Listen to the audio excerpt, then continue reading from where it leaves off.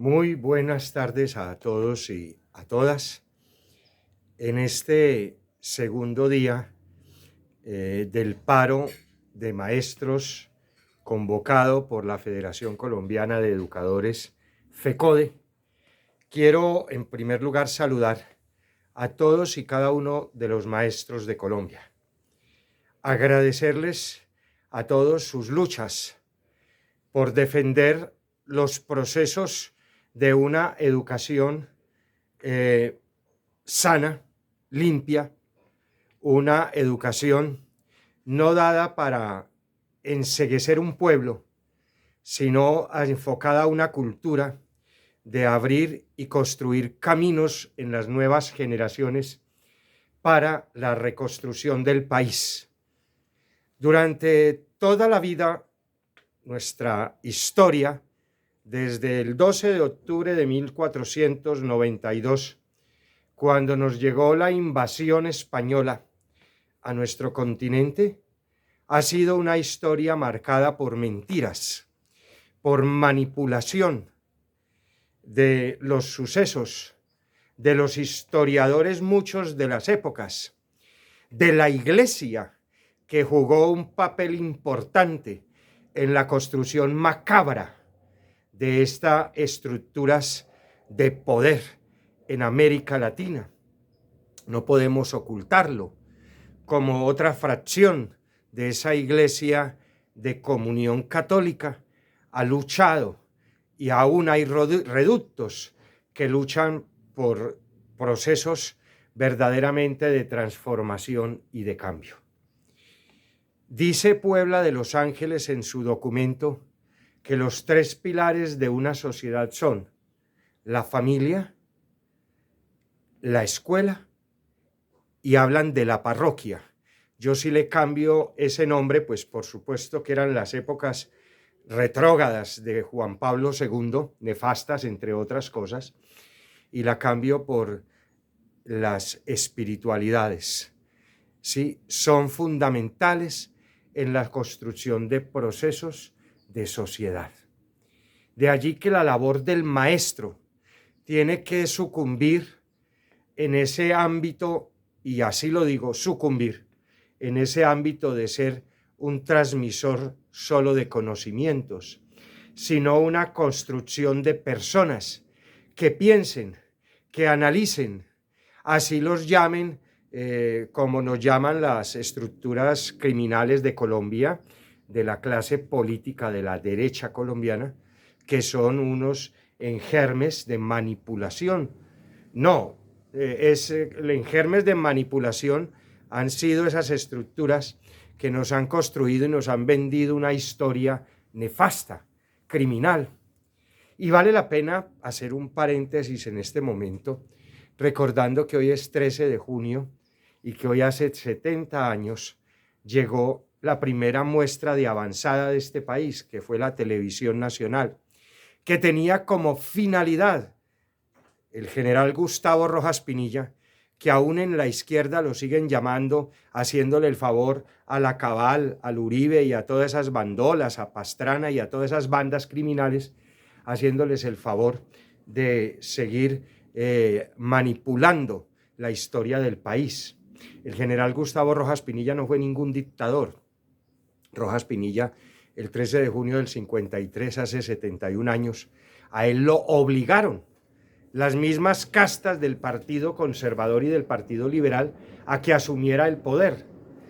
Lo que pasa es que lo dejaron a un lado porque vieron que era mejor negocio lo que había planteado Laureano Gómez de mantener un país con violencia, donde se mataban liberales y conservadores, donde no dejaron avanzar el país hacia la gran revolución social que planteaba Alfonso López Pumarejo. Sí, la revolución en marcha, o si no dejaban apuntar hacia lo que Jorge Eliezer Gaitán unos años después hablaba de esa Colombia de transformación y una Colombia libertaria, el poder del pueblo, o hacia lo que hablaba años después el santo sacerdote colombiano Camilo Torres Restrepo, el amor eficaz. Entonces siempre han sido ellos los manipuladores ahora acostumbran tener, y ahí tienen a los medios de comunicación, que no deben ser propiedad de empresas ni de sectores. Eso sí debe ser expropiado, deben ser propiedad del Estado, deben ser propiedad de todo un país para manejar una información más. Y las universidades que van sacando periodistas a la usanza de estos periodistas de los medios de Colombia, la usanza de una tal Vicky Dávila, Darcy Quinn, y de todo ese tipo de personajes, ¿sí? De el Morales ese, el cuñadito del bandido que fue presidente. Uy, han construido un imperio junto con sus dueños, el grupo Ardila Lule, el grupo Sarmiento, bueno, todos estos grupos, Lisinski o no sé qué diablos, han construido unos medios al servicio de la desinformación para mantener la violencia y el crimen organizado. Y ahora que hablo de violencia, siguen ustedes, amiguitos, hermanitos de las disidencias de las FARC, haciendo tonterías y brutalidades. Qué repudiable es el crimen de esa bomba que estalló en Jamundí y que le quitó la vida a un pobre hombre, a una víctima de esos que ustedes en discursos de chanchullero y de vergüenza dicen que defienden los derechos de ellos y los matan y los asesinan. Porque si son tan berraquitos, no van y le colocan eso allá a las casas de los poderosos, que tampoco debían hacerlo, pero vaya si son tan berracos, allá sí no se meten, bandiditos de cuadrilla de la derecha. Sí, señor, a usted, señor Iván Mordisco, y con razón se llama Iván, si es que parece socio de esa porquería criminal que tuvimos, y tienen como los mismos genes. Basta ya, el pueblo está cansado, y en una de esas le sale el pueblo, sí, como va a tener que salir algún día, a defender esos derechos y esas esencias que son del pueblo colombiano. Entonces, aquí vamos a ir superando todo eso, y tenemos que hacerlo. Entonces vale la pena hacer mención de eso en este día, de la necesidad también de educar a esas pobres criaturas que ahora tienen como víctimas la disidencia de las FARC, ¿sí? Y que los alientan y que no tienen como fin sino entrar a los resguardos indígenas, asesinar pueblo, matar pueblo. ¡Qué vergüenza! Sindicar a curas que trabajan con derechos humanos, como el padre Edinson Huérfano, sindicarlos de ser miembros de grupos paramilitares, cuando han sido constructores de paz y de justicia social. Estas cosas hay que hablarlas. Por eso hoy quiero saludar con inmenso cariño a FECODE, a todas esas fuerzas que están luchando, porque nos han querido meter los bandidos del Congreso de la República, y cuando hablo de bandidos me estoy refiriendo, para hacer hincapié, énfasis y claridad, en el Partido Centro Democrático, una de las principales organizaciones y estructuras de delincuencia común, ¿sí? De narcotráfico, de crimen organizado.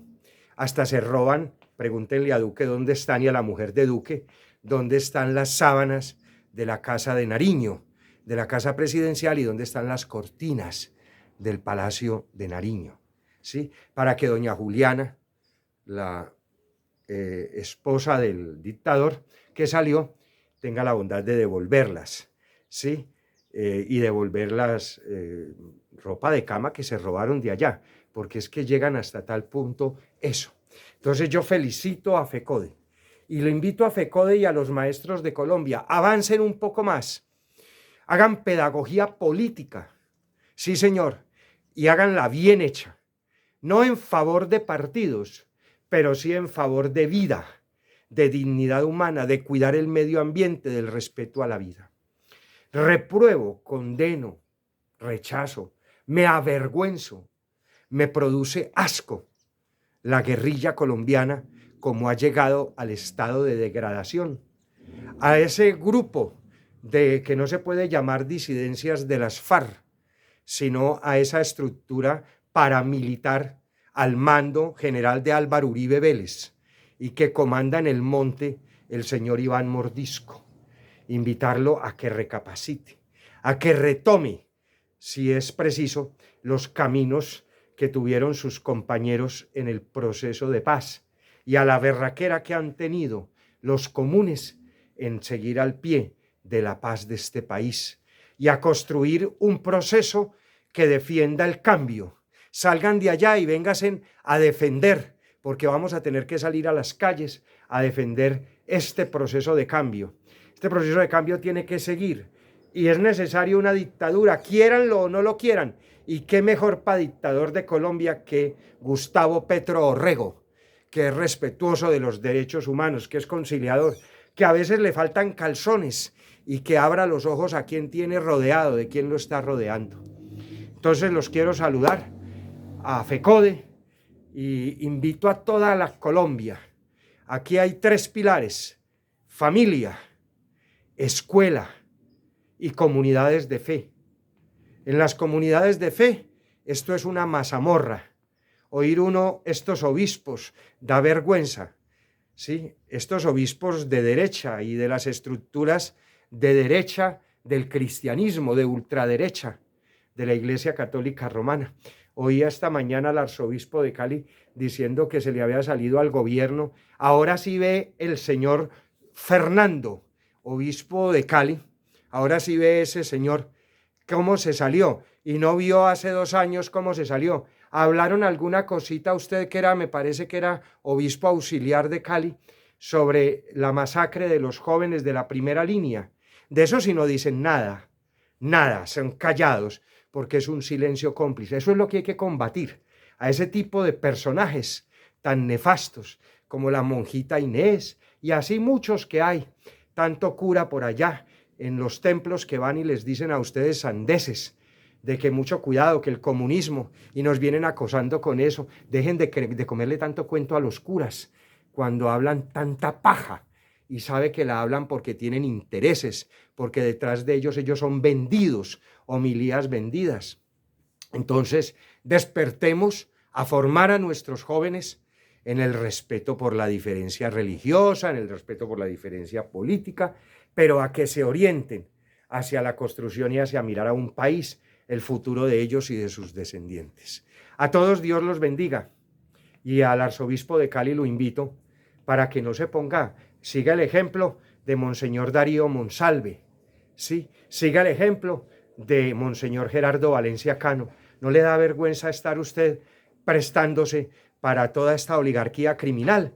Esos muertos del estallido social y de las veces que usted, del tiempo que usted ha sido cura y del tiempo que usted es obispo, claman a Dios justicia. Y eso también tenemos que rendir cuentas, los curas y ustedes los famosos monseñores y excelencias, que de excelencias no tienen nada.